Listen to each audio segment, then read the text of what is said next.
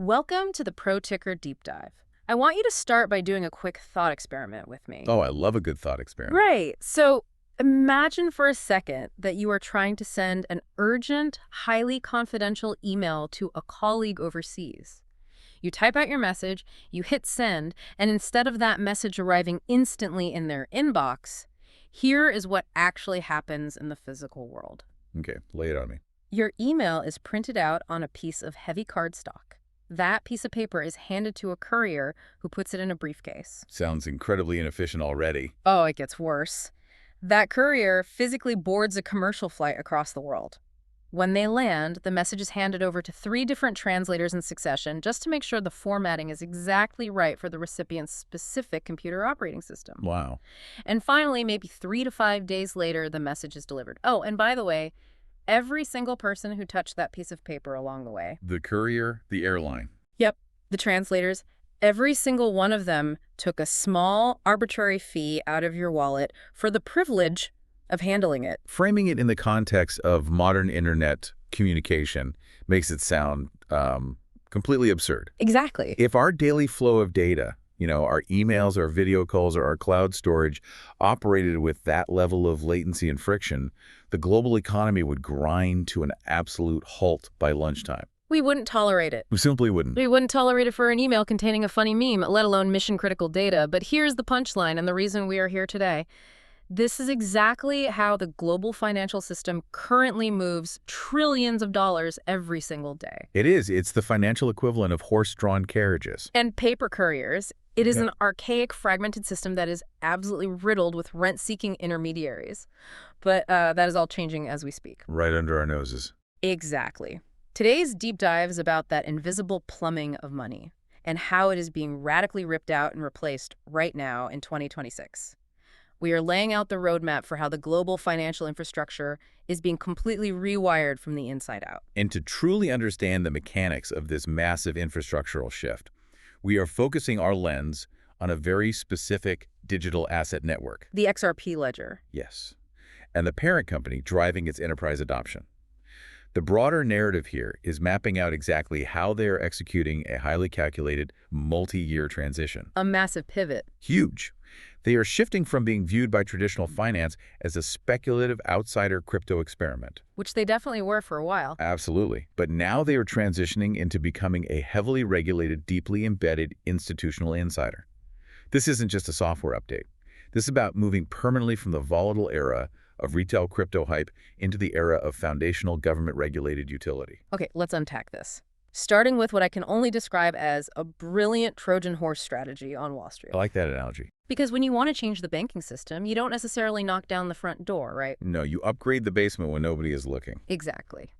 So in January 2026, a monumental integration was finalized with a Fortune 500 IT services giant called DXC Technology. Massive player. Specifically, this integration involves DXC's Hogan Core banking platform. Now, for those who might not spend their weekends reading up on enterprise banking software manuals, Which is most people, thankfully. let me give you some context on Hogan. Hogan is an absolute behemoth in the financial sector. This is a battle-tested suite of software that manages over $5 trillion in global deposits. 5 trillion. With a T. With a T. It oversees more than 300 million individual accounts. This is the bedrock software, often running on legacy mainframes, that major commercial banks use to function every single day. If Hogan goes offline, The bank effectively ceases to exist until it comes back up. right, it's life or death for the institution. And the magnitude of touching a system like Hogan really cannot be overstated by anyone who has worked in enterprise IT. Historically, for a traditional risk-averse bank to adopt something as cutting-edge as blockchain technology, they faced a literal nightmare scenario. Yeah, because they'd have to rebuild everything, right? Exactly. They would have to look at ripping out their legacy systems, often built on decades-old code like COBOL. Which nobody even knows how to code in anymore. Basically, yeah. Yeah. And they'd have to rebuild their core architecture from scratch. That kind of digital transformation is incredibly risky. It is astonishingly expensive, often running into the hundreds of millions of dollars. And highly disruptive. Highly disruptive to their daily mission-critical operations. Bank executives simply wouldn't approve it. The risk of a catastrophic system failure far outweighed the potential benefits of blockchain efficiency. Which is exactly why this specific DXC integration is such a game changer. It is designed as a plug-and-play solution. That methodology is the breakthrough. By embedding digital asset custody and programmable payment technology directly into the Hogan architecture through seamless APIs. Banks don't have to change their core systems at all. Not one bit. They get to keep the 1980s mainframe running the ledger they trust, but suddenly they have access to modern cryptographic superpowers. Without disrupting their daily operations. Right. These legacy banks can immediately offer 247 settlement, which is something traditional finance has struggled with for decades. They can execute programmable smart contracts, which are essentially self-executing lines of code that automate complex payments without human intervention. And it goes beyond just payments, doesn't it? Oh, absolutely. They can now securely custody digital assets and stablecoins right next to traditional fiat deposits. Wow. And perhaps most importantly for the future of Wall Street, they can seamlessly manage tokenized real-world assets, or RWAs. Okay, so we are talking about digitizing real estate, government bonds, or private equity funds, and managing them natively within the bank's existing dashboard. Yes. They gain all these capabilities while strictly maintaining their existing compliance firewalls. It completely democratizes access to institutional-grade digital tools for banks that previously couldn't afford the R&D to build it themselves. If we look at the geographical impact, this is having a massive immediate effect over in Europe right now. The European regulatory environment has fundamentally shifted the playing field. It really has. Europe's markets in crypto assets regulation, universally known as MiCA, came into full effect in 2024. And before MiCA, operating in Europe meant navigating 27 different sets of national laws. It was a fragmented mess. A total nightmare for compliance teams. But MiCA provides a single, harmonized, and incredibly clear rulebook across the entire European Union. It effectively gave legal certainty to an industry that had been operating in the gray area for a decade. Exactly. Because this DXC integration is architected to align perfectly with those rigorous MiCA rules, it dramatically lowers the compliance barriers for European banks. So a bank in Germany or France can now deploy these crypto services with total confidence. Total confidence, knowing they are fully compliant with EU law, and the efficiency gains they are unlocking are staggering. By utilizing this embedded technology for cross-border transactions, the modeling suggests transfer costs are potentially being cut by up to 70% compared to the legacy SWIFT network. I want you to stop and think about that number, 70%. In the razor-thin margin world of institutional banking, cutting your operational transfer cost by 70% isn't just an upgrade. No, it's a completely new business model. Think about how much capital that frees up for a major financial institution to deploy elsewhere. But the European banking sector, as massive as it is just one piece of the global puzzle. We have to look at the U.S. Let's look at what is happening right here in the U.S. financial system, specifically regarding the actual clearing of securities. In April of 2025, there was a quiet, almost under-the-radar, $1.25 billion acquisition of a prominent prime broker called Hidden Road, which the parent company has since rebranded as Ripple Prime. Right. And that strategic acquisition led us directly to a massive structural milestone that just hit on March 2, 2026. The March 2nd development is the moment this transitioned from software to systemic infrastructure. On that date, Ripple Prime was officially added to the directory of the National Securities Clearing Corporation, or NSCC. And to understand the gravity of this, you have to understand that the NSCC is a subsidiary of the DTCC, the Depository Trust and Clearing Corporation. Right. The DTCC is one of those opaque acronyms that literally runs the global financial world, yet the average person on the street has absolutely no idea it exists. If we connect this to the bigger picture, the NSCC is the absolute, unquestioned backbone of U.S. post-trade processing. Whenever brokerages trade stocks, exchange-traded funds, or corporate bonds, the NSCC steps in to handle the clearing, the settlement, and the risk management of those trades. We are talking about an entity that clears quadrillions of dollars in U.S. securities annually. Quadrillions. Quadrillions.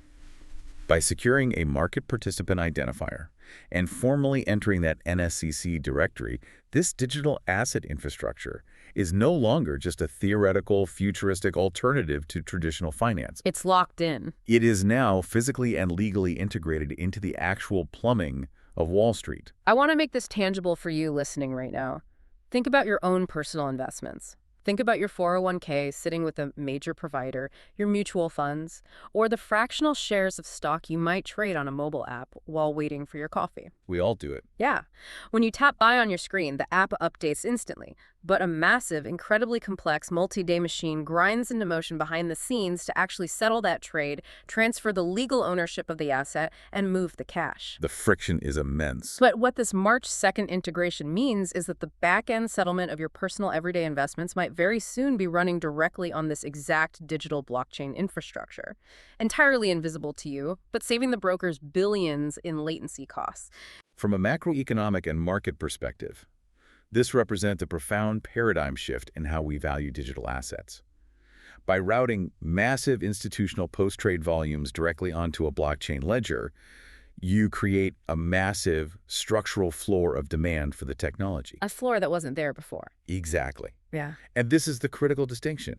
This institutional demand is entirely separate from retail sentiment. Right. It does not matter if retail investors on social media are feeling overwhelmingly bullish or terribly bearish about crypto on any given Tuesday. The ledger doesn't care. It is pure utility-driven demand based on the sheer relentless volume of global securities being cleared hour by hour, day by day. It's the difference between buying a share of a volatile tech startup because you like their latest product announcement versus buying the actual fiber optic cables that the entire internet relies on to function. It's an infrastructure play. But to become the fiber optic cables of Wall Street, you can't be a Silicon Valley rebel anymore. You can't operate fast and break things when you're dealing with quadrillions of dollars. You have to play strictly by the government's rules. And that is a painful transition. Which naturally brings us to the immense friction of the past few years, the regulatory battlefield. Because getting to this point of institutional integration in 2026 was absolutely not a walk in the park. No, it was a grueling attritional war. It required navigating years of intense, often hostile legal and regulatory scrutiny from multiple federal agencies. So it's nonstop. The baseline for all of this current institutional progress we are discussing was really set in August of 2025, Correct. with the formal conclusion of a years-long, highly publicized lawsuit with the Securities and Exchange Commission. Right, and the resolution of that lawsuit involved a $125 million settlement, which sounds like a massive number to an individual, but in the context of Wall Street litigation. It's a parking ticket. Exactly. It is notably a tiny fraction of the original $2 billion the SEC was seeking. Huge difference. And a fascinating detail is that the ruling actually allowed the company to reclaim a $75 million reserve they had previously set aside on their balance sheet for potential penalties. But honestly, the money changing hands isn't the real story there. Not at all. The real story is the operational clarity that the judge's ruling provided. The financial penalty was simply the cost of doing business. The legal clarity was the true victory. That resolution provided a court-tested, legally sound regulatory status for the asset itself. It removed a massive cloud of existential uncertainty that had kept institutional players on the sidelines for years. Because major banks aren't going to integrate a technology if they think the SEC might suddenly declare it an unregistered security and shut it down. They just won't touch it. Never. The court ruling eliminated that specific tail risk. But what is truly remarkable is that the parent company didn't just stop at surviving the SEC lawsuit. They didn't just take the win and go back to business as usual. They went on the offensive. In December of 2025, they achieved something much more aggressive and proactive. They received conditional approval from the Office of the Comptroller of the Currency, the OCC, for a national trust bank charter. Okay, this is a massive pivot. So they went from spending years fighting federal regulators in court to literally asking those same regulators for permission to become a federally chartered bank themselves. It is the ultimate insider move. Obtaining a conditional approval for a de novo, which simply means newly chartered national trust bank, fundamentally changes the corporate identity of this enterprise. They are no longer just a tech vendor. Right. They are no longer just a Silicon Valley technology vendor licensing software to banks. They are now, legally speaking, a federally supervised fiduciary. That is a huge leap. This places them under the direct, rigorous oversight of the U.S. government. As a national trust bank, they are legally authorized to manage massive cash reserves, specifically to back their highly regulated stablecoin, and they can provide institutional-grade digital asset custody directly. Without having to partner with a third-party legacy bank. And obtaining that OCC charter is notoriously difficult. It requires proving you have the capital reserves, the risk management protocols, and the compliance infrastructure of a traditional Wall Street titan. Which they proved. But as impressive as the OCC charter is, it is really just a stepping stone to the ultimate prize, the absolute holy grail of the U.S. banking system. I'm talking about their pending application for a Federal Reserve master account. A Federal Reserve master account is, at its core, a bank account for banks. It is held directly at the Central Bank of the United States. If this application is approved, it fundamentally rewires their capabilities. Now, it is crucial to note that this review process by the Fed is incredibly rigorous. Heavily politicized, too. Very. And it can take years to conclude, as we have seen with other digital asset companies who have attempted to breach this fortress. But if granted, it provides direct, unfiltered access to the Federal Reserve's sovereign payment infrastructure, namely the FedWire and FedNow systems. Access is everything. And for you listening, you might wonder why direct access to FedWire is so critical if they already have an OCC charter. What does a master account actually change? It changes the entire architecture of how they move money, because it allows them to bypass traditional correspondent banks entirely. Right now, to move fiat dollars globally, digital asset companies, even large ones, usually have to partner with a traditional legacy correspondent bank. That legacy bank acts as a middleman, Adding layers of transaction fees. introducing multi-day time delays, and critically introducing counterparty risk. If the middleman bank fails, your money is stuck. Direct access to the Fed removes the middleman entirely. It embeds this network directly into the core U.S. banking settlement system. It allows them to move fiat currency with the exact same cryptographic speed, finality, and efficiency that they move digital assets. Even if the Fed's approval process takes years, the mere fact that they possess the structural maturity to actively pursue it signals an astonishing level of institutional ambition. Here's where it gets really interesting, though. Let's hear it. While their legal teams are navigating the complex alphabet soup of banking regulators, the SEC, the OCC, the Fed, there is a massive, high-stakes legislative battle happening simultaneously on Capitol Hill. There is a pivotal bill currently stalled in the Senate called the Digital Asset Market Clarity Act. Yes, the Clarity Act. And I want to be absolutely clear to you, the listener, we are looking at this strictly from an informational, mechanical standpoint. We are not taking any political sides on the legislation itself, nor endorsing the politicians backing it. Just sticking to the mechanics. Exactly. But to understand the market in 2026, we have to look objectively at what this bill actually proposes and why it has the entire financial sector holding its breath. The primary driving purpose of the Clarity Act is to permanently end the ongoing jurisdictional turf war between the Securities and Exchange Commission and the Commodity Futures Trading Commission, the CFTC. It's been a nightmare. For the better part of a decade, the digital asset industry has been paralyzed by uncertainty over which agency regulates which specific tokens and what the criteria are for moving from one jurisdiction to the other. The Clarity Act seeks to resolve this definitively by classifying certain tokens explicitly as digital commodities by federal statute, Effectively and permanently placing them under the purview of the CFTC. which is generally viewed as having a more market-friendly, derivatives-focused regulatory framework. And by classifying them as commodities, it places them on the exact same regulatory footing as Bitcoin and Ethereum, removing any lingering doubt for institutional investors. But in Washington, the clock is always ticking. It is. The bill missed a major drafting and committee deadline on March 1st, and the 2026 midterm elections are looming large on the horizon. Everyone who follows politics knows that passing complex, sweeping financial legislation gets exponentially harder once campaign season kicks into high gear. Politicians start focusing on re-election rather than policy.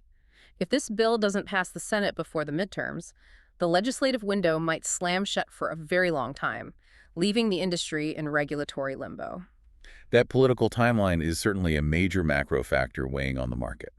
But if you actually read the text of the bill, there is a massive technical hurdle tucked deep inside the legislation itself that poses a unique, potentially existential challenge for the specific network we are discussing. Section 205. Exactly. Section 205 of the Clarity Act outlines the strict criteria for what it legally defines as a mature blockchain system. To qualify for this preferred regulatory status, and thereby escape the SEC's jurisdiction, a network must meet stringent decentralization metrics. And here's the catch. One of those specific statutory metrics dictates that the founding entity, or any affiliated corporate groups, can hold no more than 20% of the token's total global supply. And this is a huge multi-billion-dollar sticking point because the parent company behind the XRP ledger currently holds about 34% of the total token supply. Which is locked in a series of cryptographic escrows. Yes. This creates a profound structural and economic tension. If the Clarity Act passes the Senate as it is currently written, how does this company bridge the massive gap between their current 34% holding and the strict 20% statutory limit required to gain the legal clarity they desperately need? It raises a series of multi-billion-dollar, highly complex mechanical questions. Huge questions. Will they be forced by law to permanently burn billions of dollars worth of their own assets simply to reduce their percentage? Effectively destroying their own balance sheet to appease regulators, which would trigger a massive supply shock in the market, by the way. Or alternatively, will they have to systematically divest those massive holdings into the open market? And if they do, how do you dump 14% of a global asset supply without completely crashing the price and ruining the retail investors the government is ostensibly trying to protect? Exactly the conundrum. Or is there a third path? Will their legal team find a way to legally and technically restructure the cryptographic escrow itself? Could they transfer ownership of the escrowed assets to an independent, irrevocable foundation that satisfies the federal framework of decentralization without technically hitting the open market? That would be a clever workaround. The legal, technical, and financial gymnastics required to solve this specific escrow hurdle under Section 205 are going to be one of the most fascinating and scrutinized corporate maneuvers of the entire decade. It really is a high-wire act with billions of dollars suspended without a net. Perfect way to describe it. But while the lawyers and lobbyists are fighting these jurisdictional battles in Washington, the software engineers back in the labs are quietly, systematically overhauling the technology itself because the tech doesn't care about politics. It just executes code. The first half of 2026 is seeing a massive coordinated rollout of new technological features on the ledger, and it all stems from a very basic, pragmatic realization about how Wall Street actually operates behind closed doors. The fundamental realization driving this upgrade cycle is that for Wall Street to fully, structurally adopt blockchain technology, the blockchain can no longer operate like the cypherpunk Wild West. The days of move fast and break things are over. Long over. Yeah. Institutional finance is bound by incredibly strict, unforgiving rules. To move billions of dollars of client money, they need three core infrastructural pillars. Let's hear them. They need absolute, verifiable regulatory compliance. They need ironclad financial privacy to protect their trading strategies. And they need a native mechanism to generate yield on their idle capital. And the 2026 technology roadmap for this ledger is specifically and surgically designed to deliver all three of those pillars simultaneously. Precisely. Let's start with the compliance pillar. In Q2 of 2026, they're launching something called Permission DX, which stands for Permission Decentralized Exchanges. Now, to anyone who has been in crypto for a while, that sounds like a complete oxymoron. Normally, the whole philosophical point of a decentralized exchange is that anyone with a crypto wallet can trade with anyone else, anywhere in the world. Completely anonymously. Without a central authority. So why on earth would you intentionally change that and add a bouncer to the door? Because a regulated investment bank, managing pension funds or sovereign wealth, cannot legally trade on an anonymous platform. They are bound by incredibly strict, globally enforced anti-money laundering and know-your-customer laws. AML and KYC. Yes. If a major bank is trading tokenized stocks or bonds, those real-world assets we discussed earlier, they must be legally able to verify the identity of the counterparty they are trading with. They have to prove they aren't accidentally trading with a sanctioned entity or a criminal syndicate. A Permission DX solves this exact problem. It maintains the incredible algorithmic efficiency and peer-to-peer settlement speed of a decentralized exchange, but it restricts access solely to a controlled, gated domain where every single participant's identity has been cryptographically verified, documented, and approved by a compliance oracle. It makes the platform safe, legal, and auditable for institutions to use at scale. Okay, so the Permission DX solves the compliance piece by ensuring everyone knows who is in the room.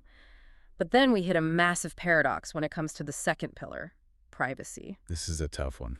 This brings us to the Q1 2026 rollout of a feature called confidential transfers. The paradox is this. Banks absolutely demand privacy from the public. If a massive hedge fund is accumulating a position, say they are about to buy $1 billion worth of a tokenized treasury asset, they cannot broadcast that intent to a public, transparent blockchain. If they do, high-frequency trading bots and competitors will instantly see the transaction pending, They'll front run the trade? buy the asset first, and drive the price up before the hedge fund's order executes. It would destroy their margins. But on the exact flip side, financial regulators demand absolute transparency and auditability to track illicit activity and systemic risk.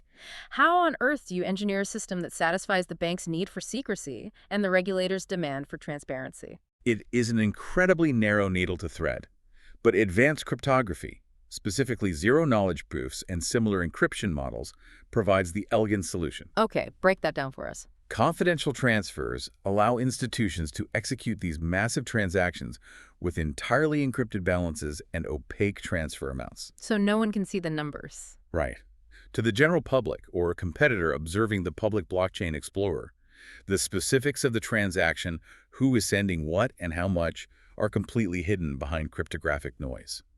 This perfectly protects the institution's proprietary trading strategies and their vital financial privacy. But the regulators. However, the system is fundamentally engineered so that these opaque transfers remain fully auditable by authorized regulators who hold specific cryptographic viewing keys. It's like having a heavily tinted window on a skyscraper. From the street, the public and the competitors can't see what the executives are doing inside.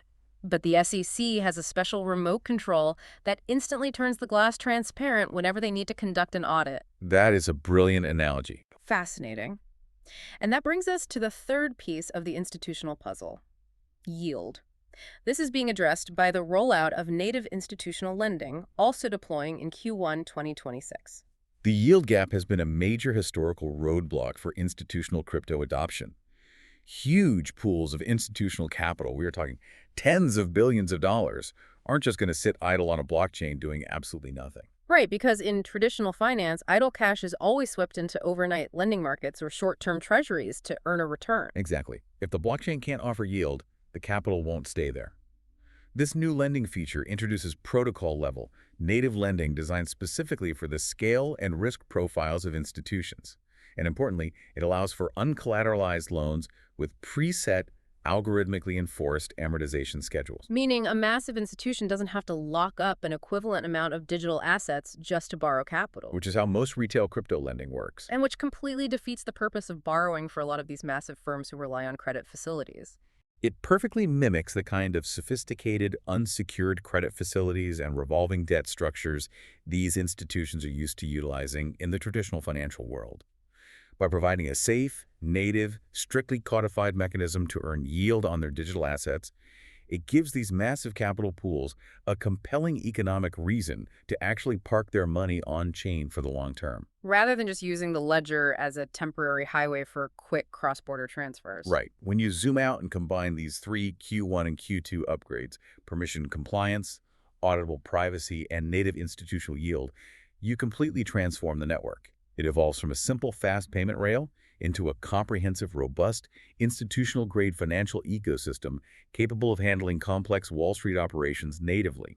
Which perfectly sets the stage for us to look beyond Wall Street. Because it isn't just corporate banks and hedge funds looking for a new ecosystem. It is entire sovereign nations and central banks. Let's zoom out to the global macroeconomic stage. Right now, according to the latest data, over 130 countries are actively exploring, piloting, or deploying central bank digital currencies, or CBDCs. And a huge unifying driver for this global arms race is the desperate desire to escape the crippling inefficiencies and geopolitical constraints of the legacy SWIFT system. We mentioned earlier that SWIFT is expensive and slow, relying on 1970s messaging architecture. But worse than that, it physically traps capital. There is currently an estimated $27 trillion trapped in what the banking industry calls pre-funded Nostro and Vostro accounts. This concept of trapped liquidity is critical to grasp if you want to understand why central banks care about blockchain. Because legacy cross-border transfers through SWIFT take days to fully settle and clear, banks have to maintain physical accounts in foreign countries. Completely pre-funded with local currency. Yes, just to ensure they have the liquidity to facilitate transactions as they arrive. For example, a major U.S. bank needs a heavily funded account sitting in Japan to instantly settle transactions in yen for their corporate clients and vice versa. When you aggregate this requirement globally across every currency pair, it adds up to roughly $27 trillion of dormant capital sitting in these Nostro and Vostro accounts doing absolutely nothing. It is dead money. Central banks are looking at blockchain technology as the ultimate skeleton key, a cryptographic system that enables instant, real-time, mathematically guaranteed settlement would completely eliminate the need for these pre-funded accounts. It would instantly inject trillions of dollars of liquidity back into the global economy to be lent out or invested. And we are seeing this digital transformation play out in real time, not just in theory, across economies of wildly different sizes and geographic challenges. Let's look at the Republic of Palau, for example, which is serving as a fascinating microeconomic laboratory for this tech. Palau is a perfect case study because they are aggressively pursuing dual digital initiatives to solve very specific domestic problems. First, they are developing a blockchain-based Palau savings bond. Modeled heavily on existing Japanese municipal bond systems, right? Correct. And it's being built with direct technical and financial support from the Japanese government and the blockchain firm Sormitsu. The primary goal here is to mobilize domestic capital to fund crucial local infrastructure and support small businesses. This directly addresses the frustrating reality that traditional bank deposit rates in Palau have historically hovered around a mere 1%. Offering citizens no incentive to save or invest locally.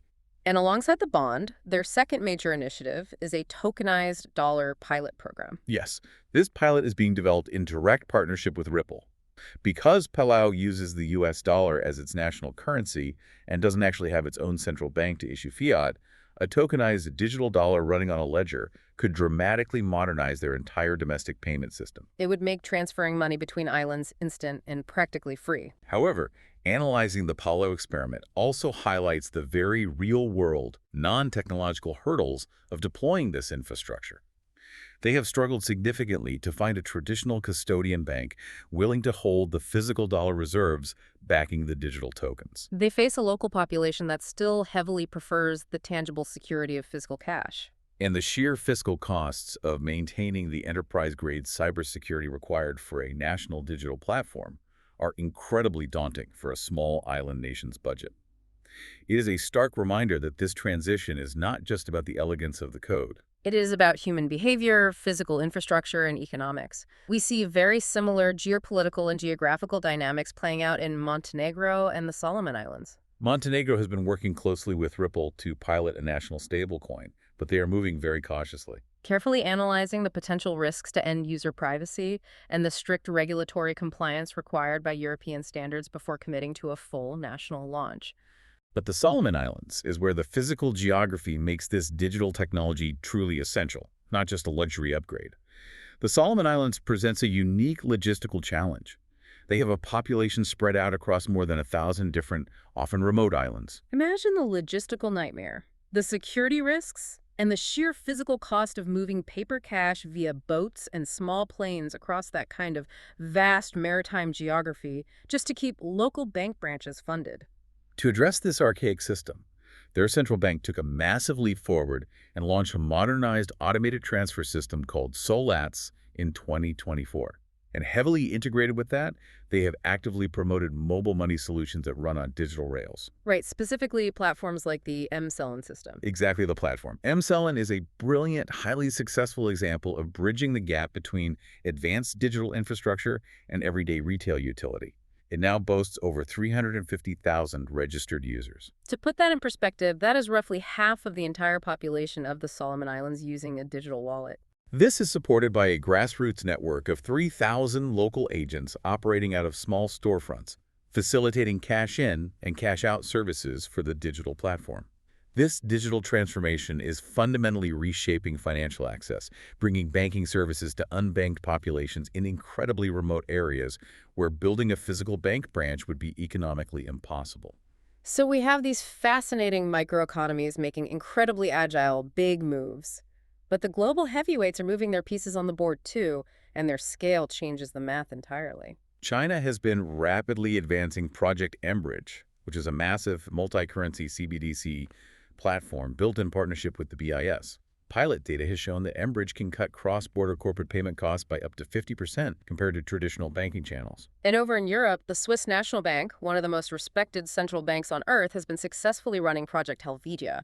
They are already settling massive wholesale financial transactions using a fully digitized Swiss franc. In fact, they have already issued 750 million Swiss francs in digital bonds on a regulated exchange. And the success of the pilot was so undeniable that they have extended the project all the way to mid-2027.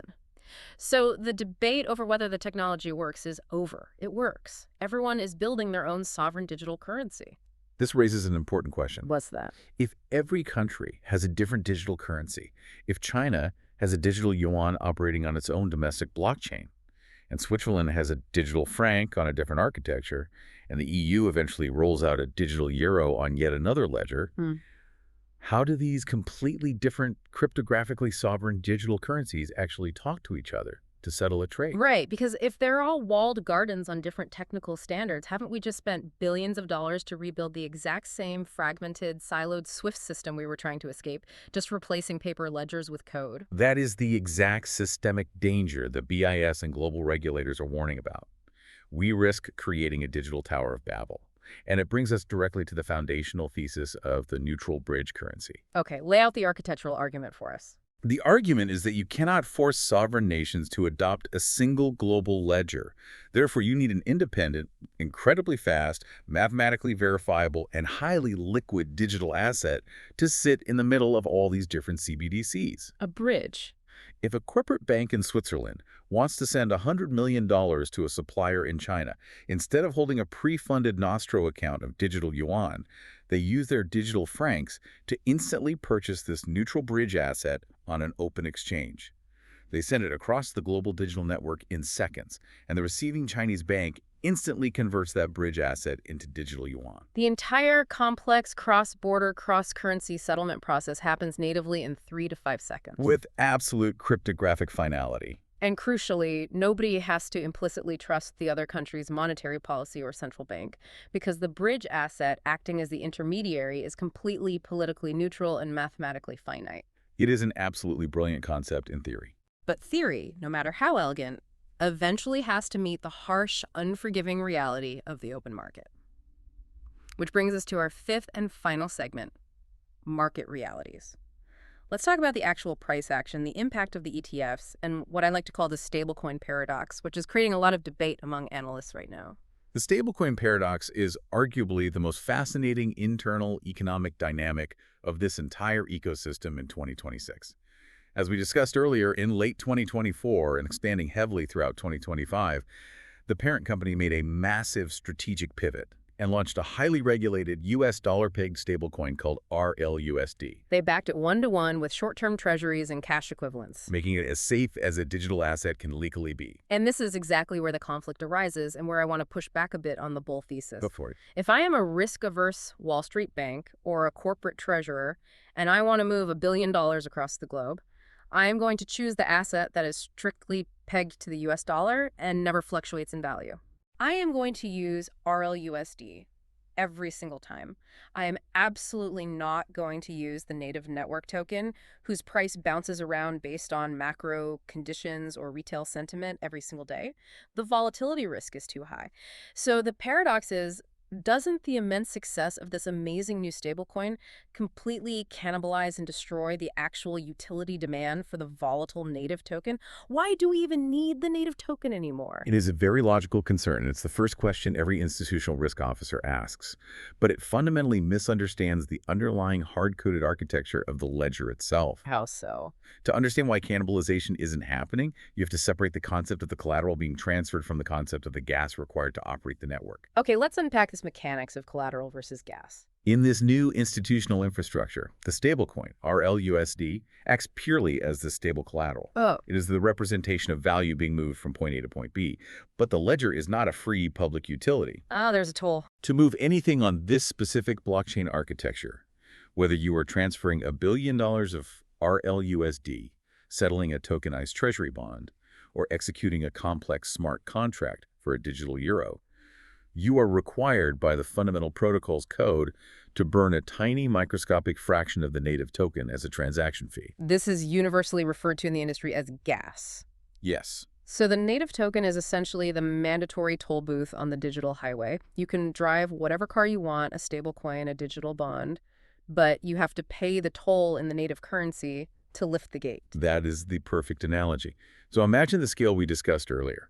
If global banks start moving quadrillions of dollars of RLUSD or tokenized assets through the DTCC and DXC integrations, every single one of those millions of microtransactions, every smart contract execution, requires a fraction of the native token to be permanently burned to execute. Therefore, the stablecoin doesn't cannibalize the native token. It actually acts as a massive, unparalleled catalyst for it. Every single institutional flow using the stablecoin generates structural, unavoidable, mathematically guaranteed demand for the native asset. The more successful the stablecoin is, the higher the burn rate of the native token. That structural underlying demand is exactly what traditional financial firms and asset managers have been waiting to see proven before jumping in. And we finally saw the dam break on institutional investment in late 2025 with the long-awaited launch of spot ETFs for this specific digital asset. The metrics on this ETF launch were absolutely staggering and caught a lot of legacy analysts by surprise. In the first 50 days of trading alone, these ETFs pulled in $1.15 billion in massive institutional inflows.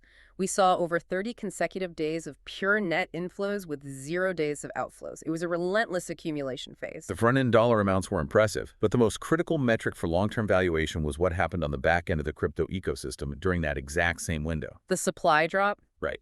During that 50-day period of heavy ETF buying, we saw the liquid exchange balances for the asset absolutely crater.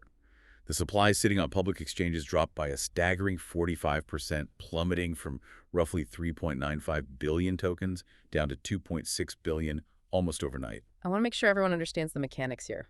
A 45% drop in exchange balances is massive. That tells me these institutions aren't just buying the ETF to day trade it on a whim. No, the ETF issuers are physically buying the underlying asset, pulling it completely off the open liquid market, and putting it into deep cold storage custody for the long term. That creates a huge supply shock, right? Exactly. It removes massive amounts of liquid supply from the daily order books. In fundamental economics, when you have massive, sustained institutional demand meeting a sudden, sharp contraction in available liquid supply, it creates the exact structural conditions required for significant, sustained price appreciation.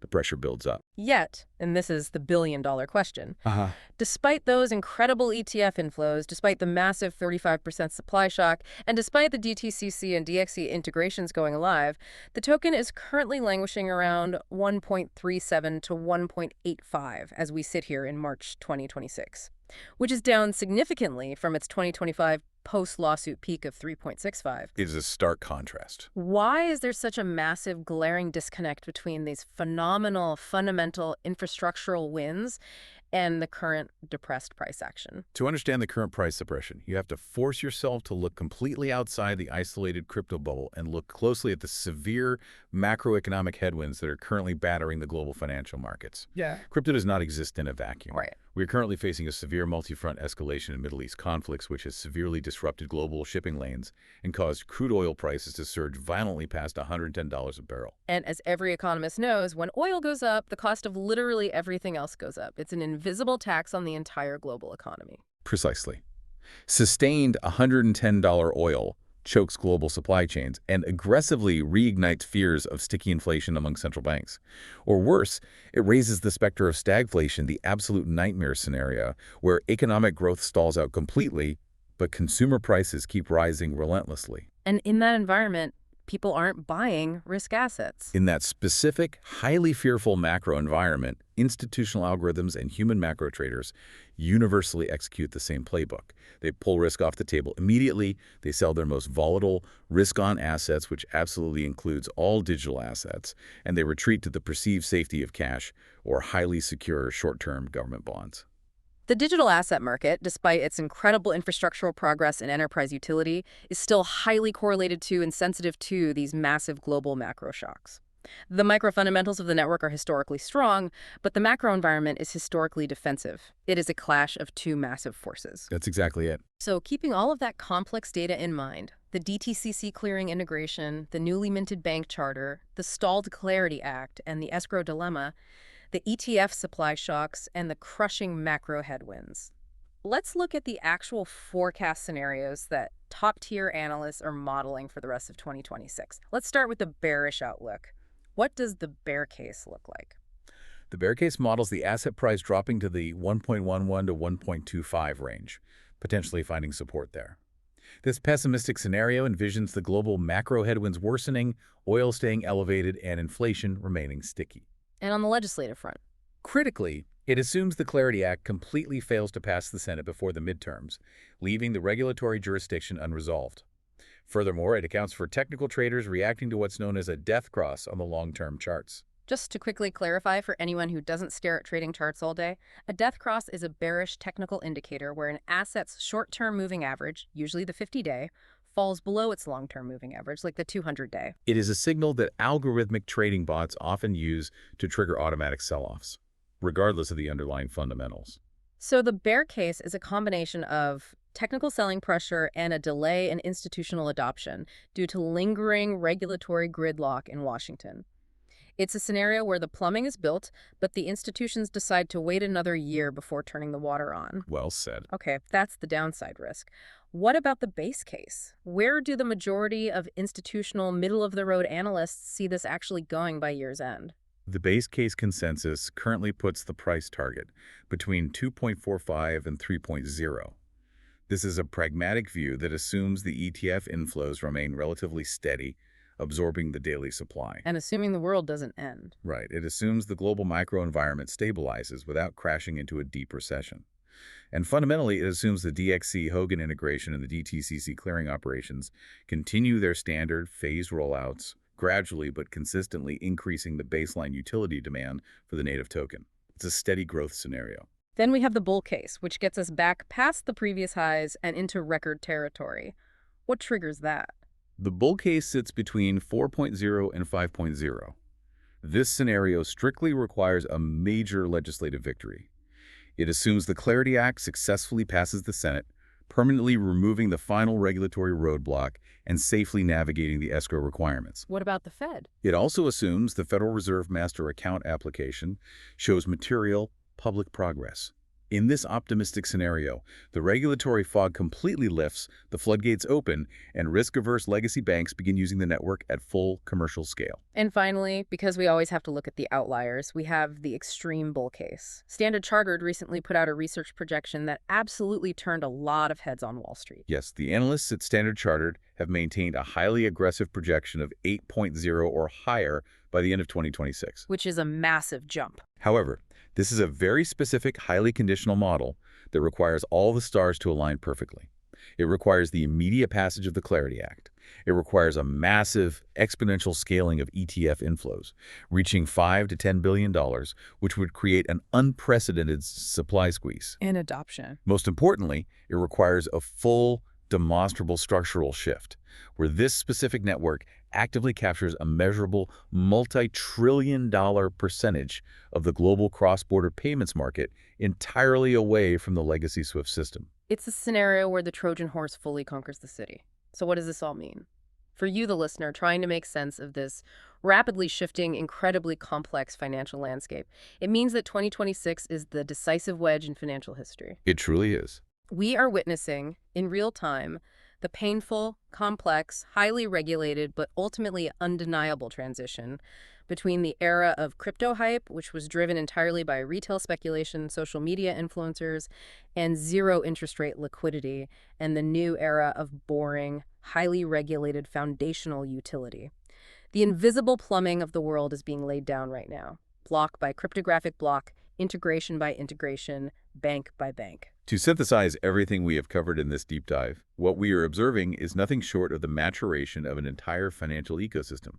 Over the past decade, we have watched a raw technology evolve from a rebellious cypherpunk outsider experiment into the foundational, highly secure digital rails being aggressively adopted by Wall Street clearinghouses Embedded into European enterprise banking software. and tested by global central bank CBDC initiatives. The massive regulatory hurdles that once threatened to kill the industry while still daunting are actively being cleared, fundamentally transitioning the companies building this infrastructure into federally supervised, trusted fiduciaries.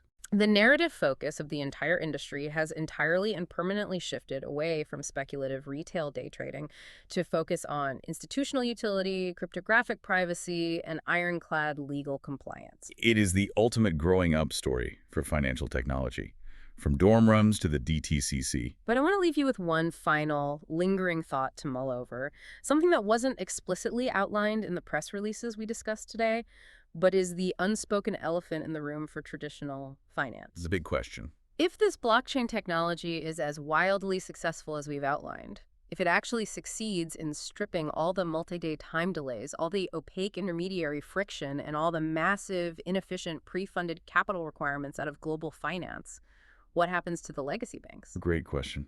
The multi-trillion-dollar profit models of the traditional banking system over the last century were built entirely from the ground up on charging rent and fees for that exact friction. If the friction disappears, so do the fees.